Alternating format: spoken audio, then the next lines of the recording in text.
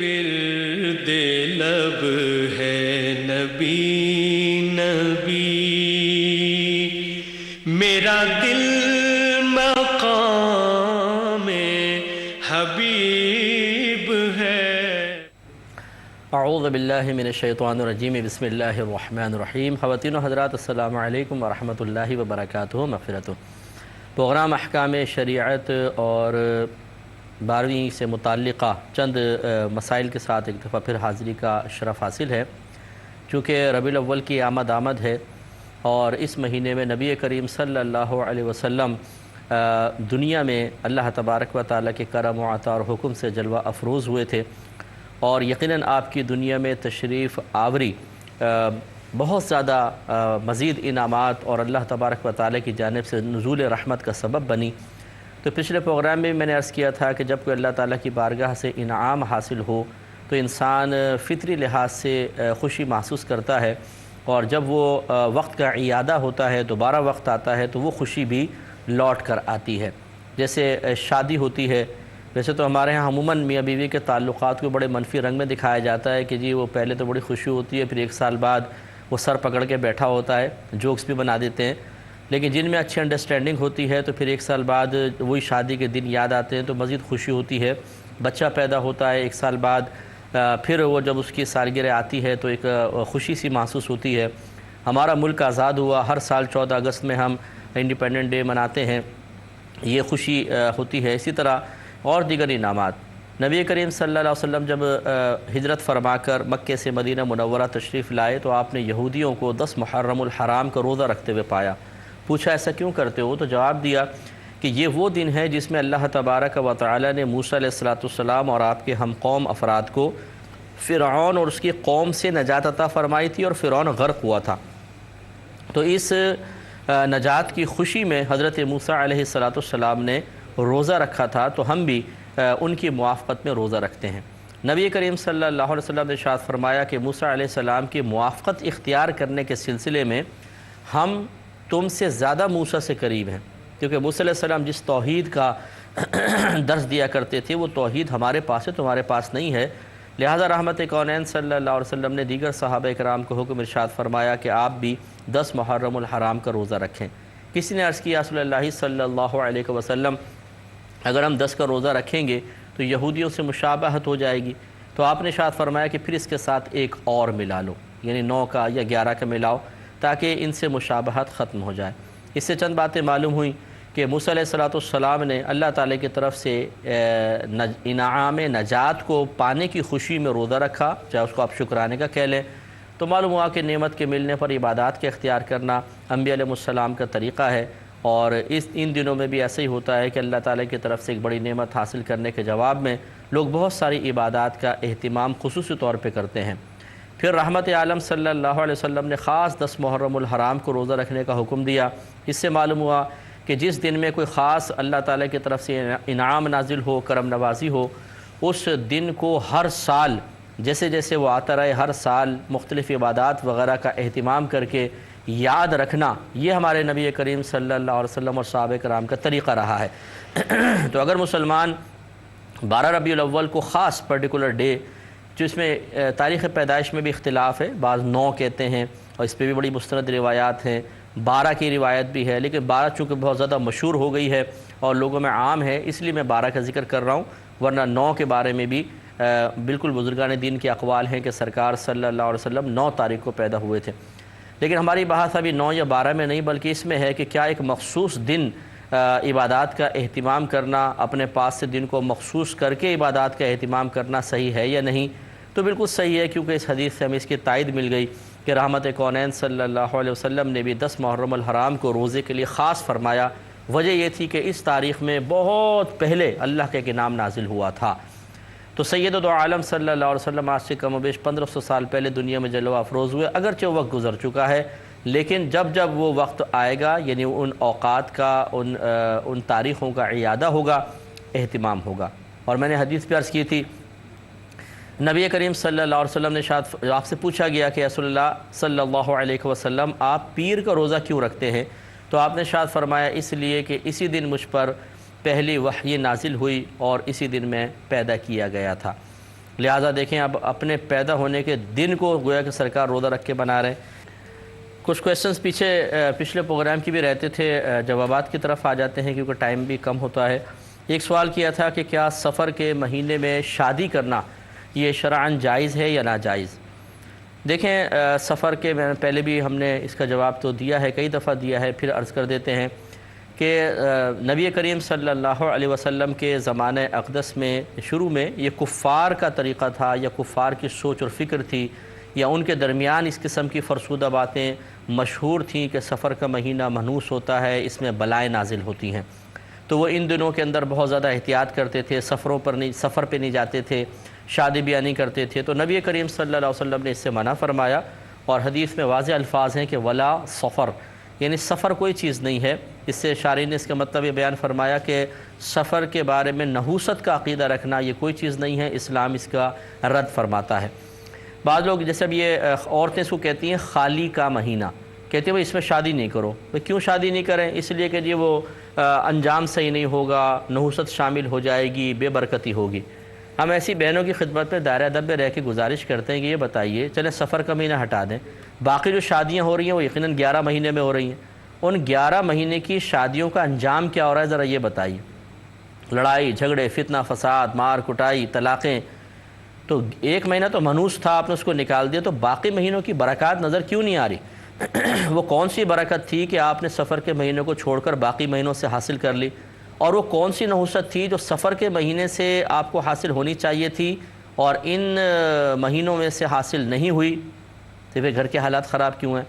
لہٰذا یہ فرسودہ سی بات ہیں، بیکار باتیں، ہم اپنے اعمال کو خود اچھا نہیں کرتے، اپنے سوچ اور فکر کو خود ٹھیک نہیں کرتے، صبر و تحمل اور دوسروں کی غلطیوں کو نظر انداز کرنے کا جذبہ ہمارے اندر ہوتا نہیں ہے، تو پھر انجام اس قسم کا ہوتا ہے۔ لہٰذا سفر کا مہینہ کوئی منحوس مہینہ نہیں ہے، یہ بھی اسی طریقے سے برکت والا مہینہ ہے جیسے دیگر 11 مہینے ہیں، اس میں بھی آپ شادی کر سکتے ہیں، کوئی آسمان سے بلائیں نحوستیں نازل نہیں ہوتی۔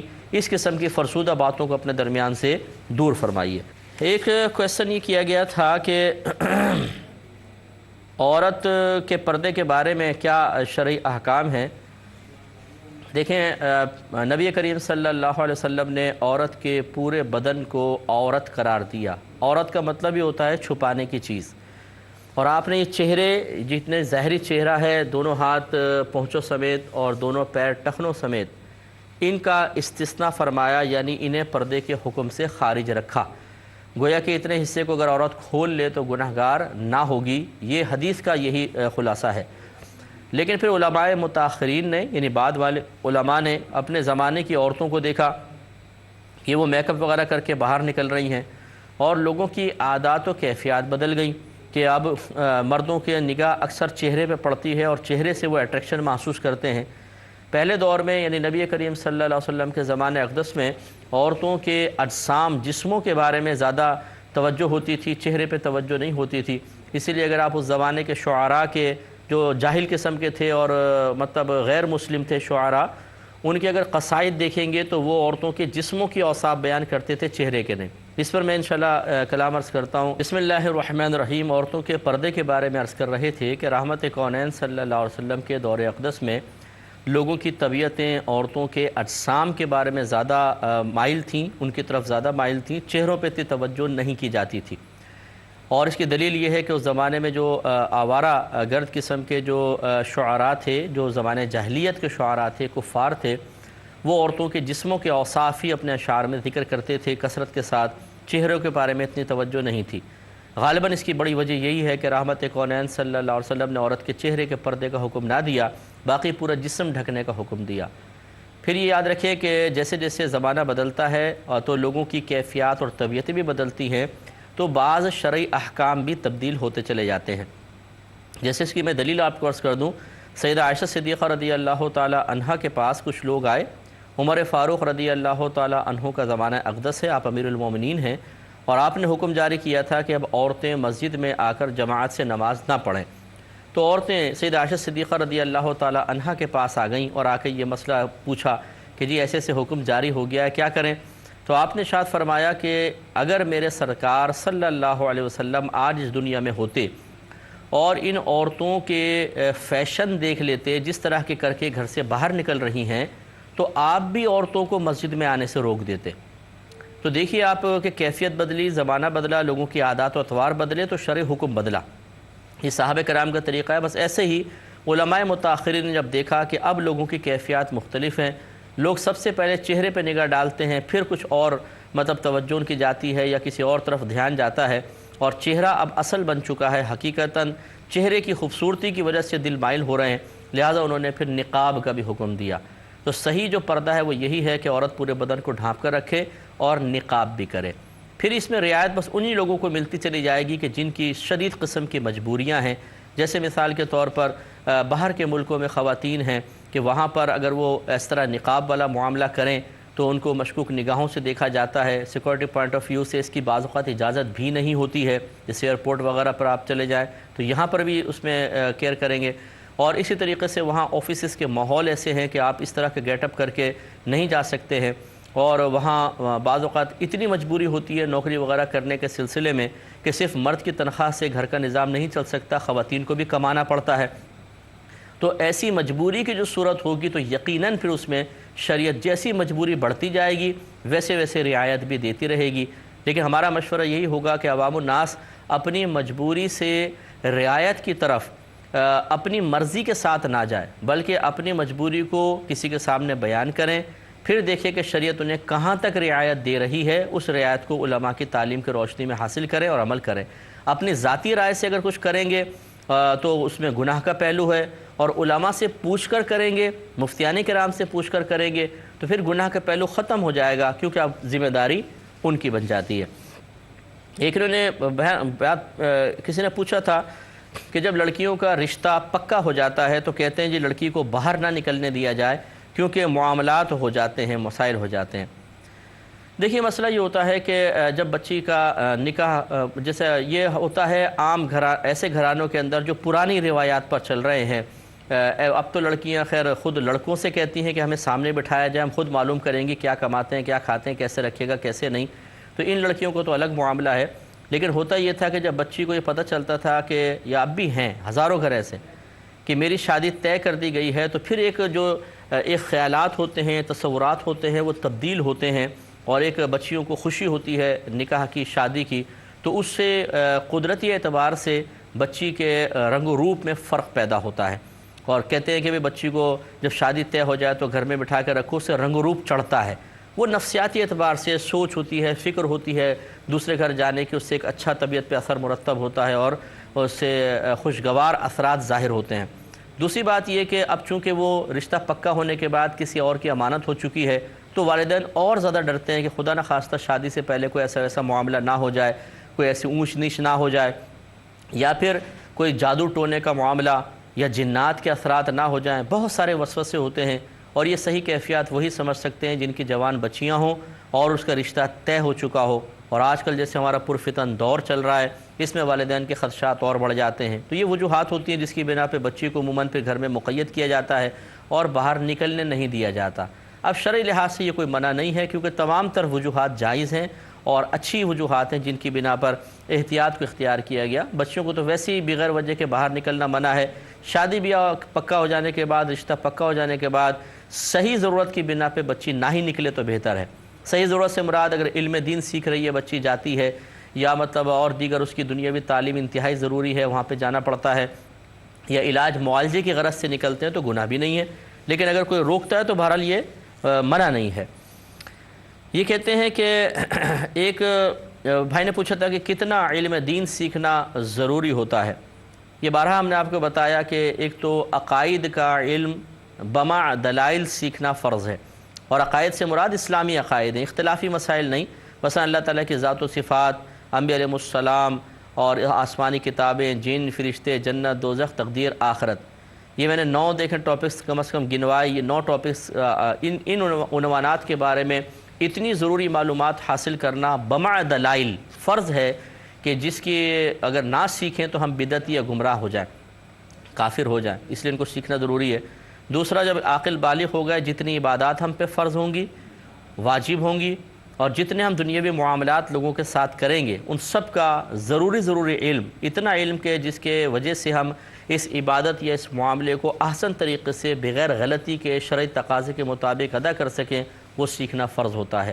نماز، روزہ، اگر پیسہ آ گیا تو حج، زکوٰۃ کے مسائل، پھر شادی بیاہ اور خرید و فروخت اور کرائے پہ لینے دینے کے مسائل، جیسے جیسے ضرورت آتی جائے اس کا علم سیکھنا فرض ہے۔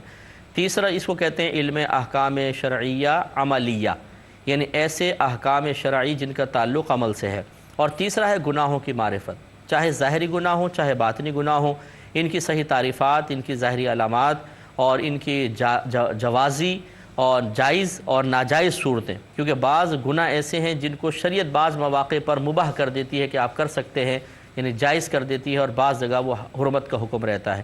یہ تین طرح کے علوم سیکھنا فرض ہے۔ آج کے سوالات لیتے ہیں۔ ایک بہن نے فرمایا کہ والدین اگر اولاد کے ساتھ منصفانہ سلوک نہ کریں اور اس وجہ سے اولاد والدین سے متنفر ہو جائے تو اولاد اور والدین کے بارے میں کیا حکم ہوگا؟ دیکھیں، نبی کریم صلی اللہ علیہ وسلم نے یقیناً والدین کو اولاد کے سلسلے میں عدل و انصاف کا حکم دیا۔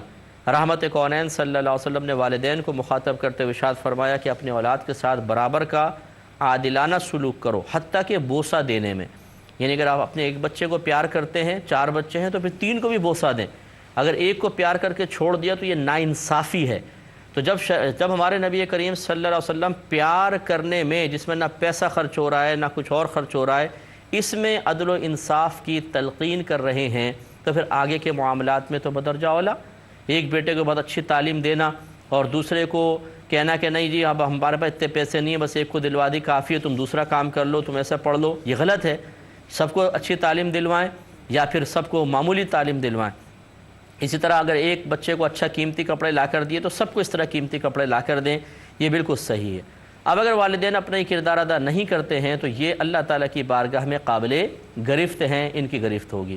اب رہا اولاد کا معاملہ، دیکھیں جب انہوں نے اللہ تعالیٰ کے حق میں کوتاہی کی کہ اللہ تعالیٰ نے ان کے اوپر لازم کیا تھا کہ عادلانہ سلوک کریں، لیکن کوتاہی کی، تو اب اللہ تعالیٰ ہی ان کو سزا دینے والا ہے، اللہ تعالیٰ ہی ان کی گرفت کرنے والا ہے اور اللہ تعالیٰ یقیناً اس پہ قادر ہے کہ وہ چاہے تو ان کو معاف کر دے۔ اب رہا اولاد کا معاملہ، اولاد غور کرے کہ کیا ہم اپنے والدین کی اس معاملے میں گرفت کر سکتے ہیں، ہم ان سے ناراض ہو سکتے ہیں تو وہ اللہ کے حکم کو دیکھیں۔ اللہ تعالیٰ فرماتا ہے وَلَا تَقُلْ لَهُمَا اُف، اپنے والدین کو اف بھی مت کہو۔ اتنا والدین کا احسان رکھا کہ مارنا، پیٹنا، گالی دینا، برا بھلا کہنا، چاہے زبان سے چاہے دل میں، وہ بہت دور کی بات، اف بھی مت کہو کہ اس سے والدین کو اذیت ہوگی۔ تو اولاد کو اس طرح سوچنا چاہیے کہ والدین اگر اللہ تعالیٰ کے حق میں کوتاہی کر کے نافرمانی کے مرتکب ہو کر قابل نفرت ہو رہے ہیں، ان کی نگاہ میں جیسے ہے، تو ہم بھی اگر اس طرح کی حرکت کریں گے تو ہم بھی قابل نفرت ہوں گے، تو پھر ہم میں اور والدین میں فرق کیا رہا؟ تو اگر آپ واقعی کسی والدین کی خطا کی بنا پر متنفر ہونے بھی لگے تو پھر اب خود کیوں خطا کرتے ہیں کہ خود بھی پھر قابل نفرت بن جائیں گے۔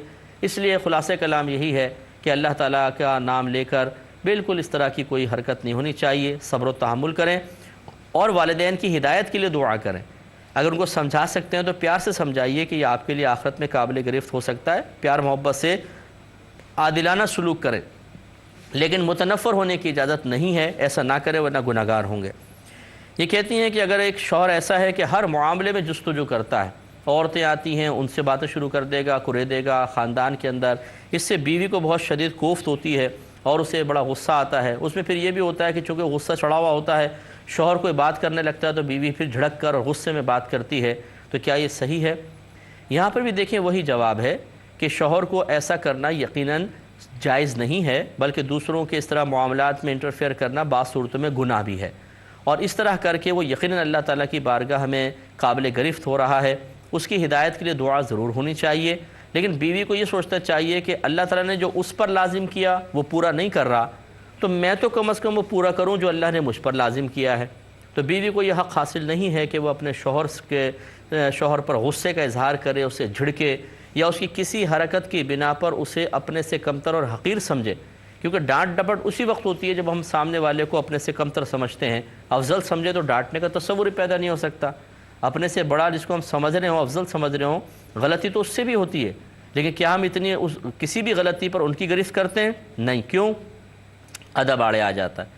اس لیے کہ ہم ان کو بڑا سمجھتے ہیں۔ تو جب بیوی شوہر کو ڈانٹے گی تو وہ لازم اسے کمتر اور حقیر سمجھ کے ڈانٹے گی۔ باقی رہی قلبی کوفت، اس میں کوئی مسئلہ نہیں ہے کہ یہ آدمی کے قدرت اختیار میں نہیں ہے۔ اگر بیوی شوہر کے ان قسم کے معاملات کو دیکھ کے جلتی ہے، کڑتی ہے، تو اس میں کوئی گرفت نہیں ہے، اور یہ فطری تقاضا ہے، اور ہونا بھی چاہیے کہ جو ایک اچھا انسان ہوتا ہے، اچھی طبیعت کا ہوتا ہے، اچھی صفات کا حامل ہوتا ہے، وہ اس قسم کی حرکتوں کو دیکھ کے کوفت ہوگا۔ وہ ہدایت کی دعا کرے، پیار محبت سے شوہر کو سمجھائیں، اس کو سمجھائیں کہ یہ غلط حرکت ہے، مان جائے ٹھیک، نہ مانے تو صبر و تحمل کریں، ڈانٹنے کی اجازت نہیں ہو سکے گی۔ ایک سوال یہ کیا گیا کہ شوہر پر کیا بیوی کا علاج کروانا لازم ہے، یعنی ڈاکٹر کی فیس وغیرہ دینا، اور اگر شوہر نہ دے تو کیا عورت اپنے علاج معالجے کے سلسلے میں نوکری وغیرہ کر سکتی ہے؟ دیکھیں، پہلی بات تو یہ ہے کہ اگر عورت کے پاس خود مال موجود ہے، جس سے اکثر بہنوں کے پاس زیور ہوتا ہے، کیش ہوتا ہے، کیش نہیں بھی ہے تو زیور موجود ہے، وہ مالدار کہلائے گی، تو شریعت نے شوہر پر بیوی کا علاج معالجہ کروانا واجب قرار نہیں دیا ہے۔ ڈیلیوری کے بارے میں تو یہ لکھا ہے کہ مکمل شوہر کو ہی کروانی ہوگی، لیکن دیگر علاج معالجہ اگر عورت خود مال والی ہے تو وہ اپنا مال خرچ کرے۔ ہاں، اگر عورت کے پاس مال نہیں ہے تو پھر شوہر کو چاہیے کہ اس کا علاج کروائے۔ اس پر تھوڑا سا کلام اور کریں گے، لیکن ایک چھوٹے سے بریک کے بعد۔ بسم اللہ الرحمن الرحیم۔ تو آپ کی خدمت میں یہ سوال کا جواب ہم پیش کر رہے تھے کہ اگر عورت بیمار ہو جائے تو کیا شوہر پر اس کے علاج معالجے کی ذمہ داری ہے یا نہیں، اور ڈاکٹر کی فیس وہ دے گا یا نہیں دے گا؟ تو ہم نے آپ کو بتایا کہ شریعت نے ڈیلیوری کے علاوہ شوہر پر زوجہ کے علاج معالجے کی ذمہ داری نہیں رکھی، بشرطے کہ عورت اپنا علاج خود کروا سکتی ہو، اور اگر وہ نہیں کروا سکتی، محتاج ہے، تو پھر شوہر پہ لازم ہے کہ اس کا علاج کروائے، کیونکہ عورت محتاج ہے، اور محتاج تو کوئی محلے والا بھی ہو، غریب ہو، بیچارہ کوئی اجنبی بھی ہو، اور ہم قدرت رکھتے ہوں تو اس کے علاج معالجے کی ہمیں کوشش کرنی چاہیے، تو پھر بیوی ہے۔ لیکن بالفرض اگر شوہر کہتا ہے کہ میں تمہارے علاج معالجے کی بالکل پرواہ نہیں کروں گا، اور عورت مسلسل بیمار ہے، اور وہ سمجھتی ہے کہ میں کچھ اگر جاب وغیرہ کر لوں تو اپنی بیماری کا علاج کر سکتی ہوں، تو بالکل یہ گھر سے باہر نکلنے اور جاب وغیرہ کرنے کے سلسلے میں ایک شرعی عذر بنے گا۔ لیکن وہ بیماری کی نوعیت دیکھیں کہ واقعی ایسی ہو کہ وہ ناقابل برداشت ہو، یا اگر علاج نہیں کیا تو آگے چل کے بہت پیچیدگیاں پیدا ہو جائیں گی، تو بالکل وہ نوکری کر سکتی ہے۔ یہ نہیں کہ نزلہ ہو رہا ہے، شوہر سے کہا گولی لا کر دو، اس نے کہا نہیں لا کر دیتا، اس نے کہا ٹھیک ہے میں تو نوکری کرتی ہوں۔ تو ایسا نہیں کہ چھوٹے موٹے مرض کے اندر عورت جا کے نوکری کرے۔ عورت کو حتی الامکان گھر پہ رہنے کا حکم ہے، اور شوہر پر اس کا نان نفقہ لازم کیا گیا ہے۔ لیکن اگر شوہر اس میں کوتاہی کا، ویسے تو یہ علاج معالجہ نان نفقے کے اندر نہیں آتا ہے، لیکن بہرحال ایک بیوی ہے، اس کا علاج کروانا چاہیے۔ تو اب اگر شوہر کوتاہی کا مرتکب ہو رہا ہے تو پھر یہ دیکھا جائے گا کہ کیا سخت بیمار ہے یا نہیں، تب عورت کو باہر نکلنے کی اجازت ہوگی، ورنہ چھوٹی موٹی بیماریوں میں حتی الامکان وہ گھر میں رہ کر کوئی دیسی ٹوٹکے استعمال کر کے ان کو ختم کرنے کی کوشش کرے۔ ایک یہ کہتے ہیں کہ اگر کوئی لڑکی ہے، ایک بچے نے پوچھا کہ کوئی جائز حاجت کے لیے گھر سے باہر نکلتی ہو، تو اگر کوئی اس کا پیچھا کرنا لگ جائے یا لڑکیاں آوازیں وغیرہ کسیں تو وہ کیا کرے؟ دیکھیں، آج کل یہ ماحول واقعی بڑا خراب ہے۔ جائز حاجت سے مراد اگر یہ ہے کہ وہ کوئی علم دین سیکھنے جاتی ہے، یا وہ مطلب بیچاری مجبوری میں نوکری وغیرہ کرنے جا رہی ہے، یا اسکول کالج جیسے بچیاں جاتی ہیں، بامر مجبوری نکلنا پڑتا ہے گھر سے، تو ایسی کوئی صورتحال ہو تو یقیناً یہ ایک معیوب حرکت ہے، بہت بری بات ہے۔ اور ہمارے نبی کریم صلی اللہ علیہ وسلم نے اس سلسلے میں ایک بہترین ضابطہ ارشاد فرمایا۔ ایک شخص، ایک نوجوان سرکار کی خدمت میں حاضر ہوا صلی اللہ علیہ وسلم، اور اس نے کہا یا رسول اللہ صلی اللہ علیہ وسلم، آپ مجھے زنا کی اجازت مرحمت فرما دیں۔ صحابہ کرام تیش میں آ گئے کہ یہ اتنا بدتمیزی کا سوال یہ کر رہا ہے، لیکن سرکار نے روکا کہ ٹھہر جاؤ، اس کو بٹھایا اور پوچھا کہ یہ بتاؤ کہ کیا تم اس بات کو پسند کرو گے کہ کوئی تمہاری والدہ کے ساتھ زنا کرے؟ اس نے کہا کہ میں تو اس کو پسند نہیں کروں گا۔ فرمایا جس کے ساتھ تم کرو گے وہ بھی تو کسی کی ماں ہوگی۔ پھر پوچھا اگر کیا تم پسند کرتے ہو تمہاری بہن کے ساتھ کوئی زنا کرے؟ کہا کہ نہیں۔ فرمایا جس کے ساتھ تم کرو گے وہ بھی تو کسی کی بہن ہوگی۔ اس طرح سرکار کئی رشتے گنواتے رہے، اور وہ نوجوان جواب دیتا رہا تو اس کے دل میں نرمی پیدا ہوئی۔ پھر رحمت کونین صلی اللہ علیہ وسلم نے اس کے سینے پہ ہاتھ رکھا اور اللہ تعالیٰ کی بارگاہ میں عرض کی کہ اللہ تعالیٰ اس کو زنا سے بیزار فرما دے۔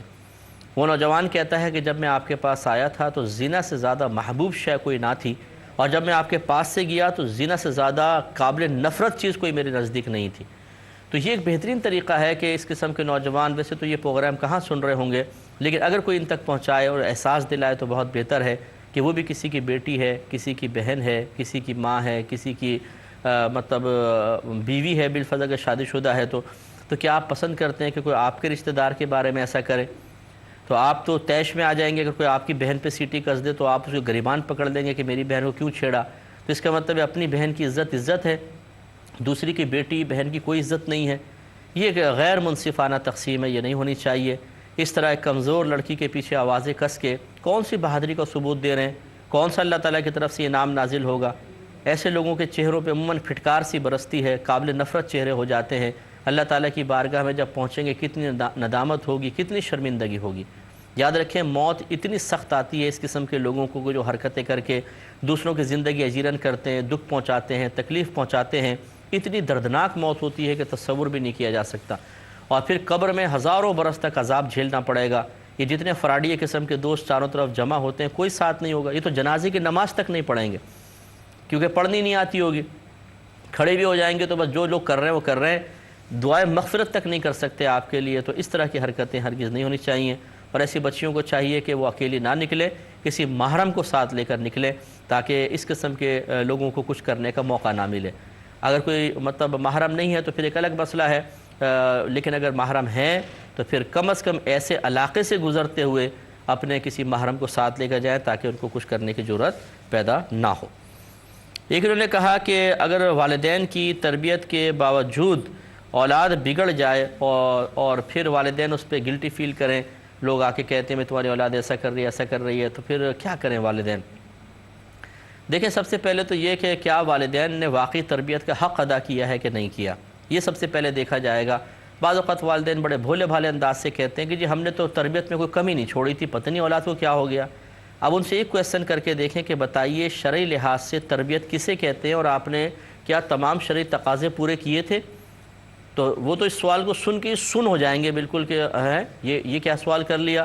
ان کے نزدیک تربیت شاید اس چیز کا نام ہے کہ بیٹا ادھر نہ مت بیٹھو، ادھر چلے جاؤ، اس سے نہ ملو، اس سے کر لو، یہ اس طرح کھاؤ، اس طرح پیو، بس تربیت کمپلیٹ ہو گئی۔ یہ تربیت نہیں ہوتی ہے، بلکہ تربیت نبی کریم صلی اللہ علیہ وسلم کی تعلیم کے مطابق شروع سے ہی بچوں کو کھانے پینے، اٹھنے بیٹھنے، سونے جاگنے کے آداب سکھائے جائیں، اللہ تبارک و تعالیٰ کا خوف ان کے دل میں ڈالا جائے، اللہ تعالیٰ کے ہمہ وقت دیکھنے کا احساس پیدا کیا جائے، پھر جب تھوڑے اور بڑے ہو جائیں تو شرعی احکام سکھائے جائیں، فکر آخرت دی جائے، موت کا احساس دلایا جائے، دنیا میں آمد کے مقصدوں کو واضح کیا جائے، مقاصد کو واضح کیا جائے، تب ایک اولاد کی سوچ بنتی ہے، ایک فکر بنتی ہے، وہ اپنے آپ کو گناہ سے بچاتی ہے، نافرمانی سے بچاتی ہے۔ ہم دنیاوی آداب سکھانے کی کوشش کرتے ہیں جس میں ہمیں اپنا ذاتی فائدہ محسوس ہوتا ہے، باقی دین تو ہم نے خود نہیں سیکھا ہوتا، اولاد کو کیا سکھائیں گے؟ لہٰذا جب دین ہی نہیں سکھا رہے، تعلیمات شرع کی روشنی میں بچوں کی تربیت نہیں کر رہے، تو پھر کس منہ سے ہم کہہ دیتے ہیں جی ہم نے تربیت کر لی، کمپلیٹ کر دی؟ تربیت تو کامل ہو ہی نہیں سکتی ہے، مکمل ہو ہی نہیں سکتی ہے جب تک کہ آپ نبی کریم صلی اللہ علیہ وسلم کے بتائے ہوئے طریقے کے مطابق اولاد کی تربیت نہ کریں۔ اس لیے میں تو ہمیشہ ایک جملہ کہتا ہوں کہ سب سے پہلے والدین کو تربیت کی ضرورت ہے، بلکہ ماں باپ بننے سے پہلے ان کو چاہیے کہ وہ تربیت حاصل کریں، پھر ماں باپ بنیں۔ شادی کرنے کا بڑا شوق ہوتا ہے ہمیں، بچے پیدا کرنے کا بہت شوق ہوتا ہے، اور ہم سمجھتے ہیں کہ بس یہی ہماری ذمہ داری تھی، حالانکہ آپ کی شادی سے شریعت کو کوئی فائدہ نہیں ہے، نہ اولاد کے پیدا کرنے سے۔ شریعت کو تو خیر کوئی فائدہ مطلوب ہے بھی نہیں، لیکن آپ یہ کہہ سکتے ہیں کہ اگر صحیح طریقے سے تربیت یافتہ والدین ہوں، پھر اسی طرح اچھی تربیت اولاد کو کریں، تو شریعت کو فائدہ ضرور پہنچتا ہے کہ شرعی احکامات لوگوں تک پہنچتے ہیں، اور شریعت کا نفاذ ہوتا ہے، اور شرعی احکام کی ترویج اور ترقی ہوتی ہے۔ اس اعتبار سے ایک فوائد منتقل ہوتے رہتے ہیں ایک دوسرے کے اندر، اور شریعت بھی اس سے آگے بڑھتی رہتی ہے اور دوسروں تک پہنچتی رہتی ہے۔ لیکن والدین کی تربیت چونکہ نہیں ہوتی ہے، پھر وہ اولاد کی تربیت میں ناقص کرتے ہیں، تو پھر اس قسم کی اولاد جب کارنامے کرتی ہے تو وہ بیچارے شرمندہ سے ہوتے ہیں۔ تو پہلی بات تو یہ۔ دوسری بات یہ کہ اگر واقعی کسی نے دینی لحاظ سے اچھی تربیت کی ہے، دنیاوی لحاظ سے اچھی تربیت کی، پھر بھی اولاد بگڑ گئی، تو والدین کے اوپر کوئی وبال نہیں۔ ایسے والدین کو طعنہ دینا یہ سخت گناہ ہے، حرام ہے، گناہ کبیرہ ہے۔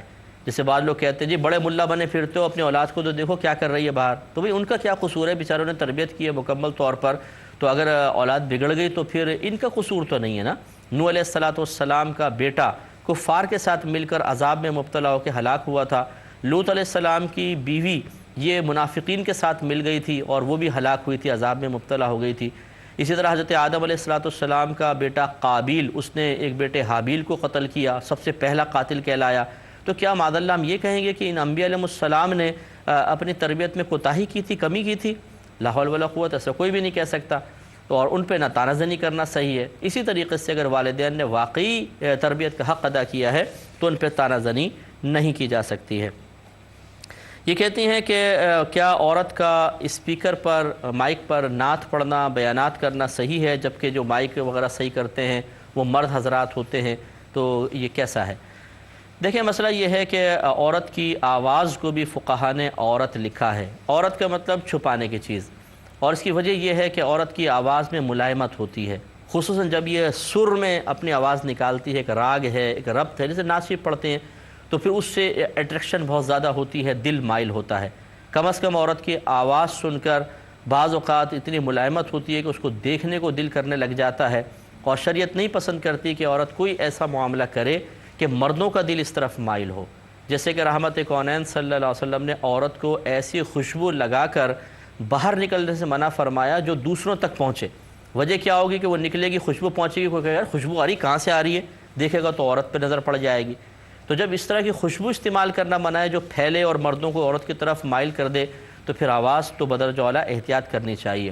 تو یہ نہیں ہے کہ عورتوں کو نعت پڑھنا منع ہے، بیان کرنا منع ہے، تھوڑی سی اس احتیاط کے ساتھ کریں کہ غیر مردوں تک آواز نہ پہنچے۔ باقی یہ کہ میڈیا پہ بعض اوقات خواتین آتی ہیں، وہ بیانات بھی کر رہی ہوتی ہیں، سوالات کے جوابات دیتی ہیں، یہ نعت پڑھتی ہیں۔ یقیناً ایسے پروگرام عورتوں کے لیے تیار کیے جاتے ہیں، اور اس قسم کے پروگرام بنانے والوں کا مقصد بھی یہ ہوتا ہے کہ جو گھر کی خواتین ہیں ڈرامے دیکھ رہی ہیں، الٹی سیدھی حرکتیں کر رہی ہیں اور خراب اپنا بیکار وقت ضائع کر رہی ہیں، کم از کم آدھا گھنٹہ، پونا گھنٹہ، 1 گھنٹہ اس پروگرام کو دیکھ کر تو گناہوں سے بچیں گی، خطاؤں سے بچیں گی، پاکیزہ خیالات کا ورود ہوگا۔ اچھی نیت کے ساتھ اس قسم کے معاملات، اس قسم کے پروگرام تیار کیے جاتے ہیں، اس پر بھی بعض اوقات بہرحال مرد حضرات اعتراض کرتے ہیں۔ سوال یہ ہوتا ہے کہ بھئی آپ دیکھتے ہی کیوں ہیں، آپ نہ دیکھیں، وہ خواتین کے دیکھنے کے پروگرام ہیں۔ میں تائید نہیں کر رہا ہوں کہ مطلب میں کسی چیز کی تائید نہیں کر رہا ہوں کہ ضرور خواتین کو آنا ہی چاہیے، ضرور خواتین کو بے پردہ ہونا چاہیے، با پردہ طریقے سے بہنیں ہوں اور عورتوں کے لیے پروگرام ہوں، تو میرے خیال میں اس پہ غور و تفکر کر لیا جائے۔ علماء مزید غور کریں کہ آپ کے گھر کی خواتین بھی بعض اوقات، یعنی بہت سے ایسے لوگ ہیں دیندار، ہم نے دیکھا ہے ان کے گھر کی خواتین بھی ڈرامے دیکھ رہی ہوتی ہیں، فلمیں دیکھ رہی ہوتی ہیں۔ وجہ کیا ہے کہ اگر وہ اس طرح کے پروگرام نہیں دیکھیں گی تو پھر وہی دیکھیں گی، کیبل ہر ایک گھر کے اندر ہے۔ تو اس لیے بہرحال ہر چیز میں شدت سے فوراً کام نہ لیا جائے، کچھ حکمت پر بھی غور کیا جائے۔ باقی یہ کہ کچھ اس میں چیزیں رہ گئی وہ انشاءاللہ نیکسٹ پروگرام میں آپ کی خدمت میں عرض کر دوں گا۔ اب چونکہ پروگرام کے وقت تقریباً ختم ہو رہا ہے، جو سوالات رہ گئے انشاءاللہ میں ان کے جوابات پہلے پروگرام میں دوں گا، پھر انشاءاللہ نئے کالز وغیرہ لیں گے۔ مفتی اکمل QTV2@gmail.com پر آپ ہمیں ای میلز وغیرہ بھیج سکتے ہیں۔ ایسے سوالات جو یہاں نہیں کر سکتے وہاں بھیج دیں، انشاءاللہ ہم آپ کو جوابات دینے کی کوشش کریں گے۔ اب اپنے میزبان کو، QTV کی پوری ٹیم کو اجازت مرحمت فرمائیں۔ آپ ہمارے لیے دعا کریں، ہم آپ کے لیے دعا گو ہیں کہ اللہ تبارک و تعالیٰ آپ کو نبی کریم صلی اللہ علیہ وسلم کی سچی، حقیقی اور دل سے محبت عطا فرمائے، خلوص والی محبت عطا فرمائے۔ آمین۔ وآخر دعوانا ان الحمدللہ رب العالمین۔ میرے ورد لب ہے نبی نبی، میرا دل